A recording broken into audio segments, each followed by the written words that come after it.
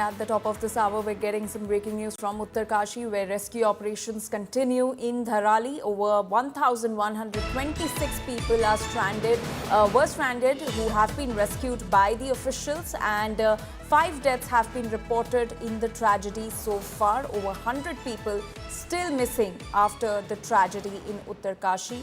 And this is the breaking news that's coming in. The rescue operations continue in Dharali. Over 1,126 stranded individuals have been rescued by the officials. 5 deaths have been reported so far in this tragedy, whereas 100 people still remain missing after the tragedy in Uttarkashi. Out of 9 bays, it is a 90 feet triple single belly bridge. 7 bays of triple single have already constructed. 2 more are remaining.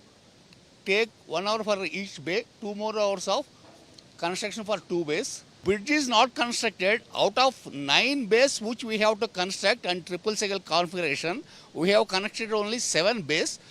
Now this touchdown is very, very critical. This tipping is very, very critical. Before this tipping, there is every likelihood that the bridge can topple down.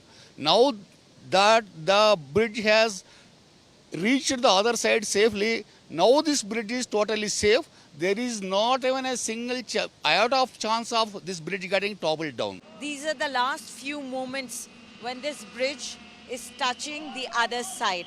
As you can see, the army and the BRO team are giving it the final push.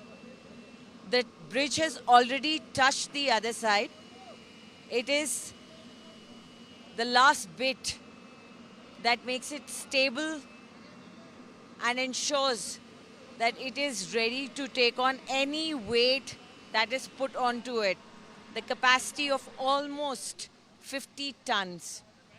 These big machines, JCBs, road cutters, they will all be moving over this bridge. So it's ready now to take on all the load that is put on it and take it to the other side. Finally, the connection is through.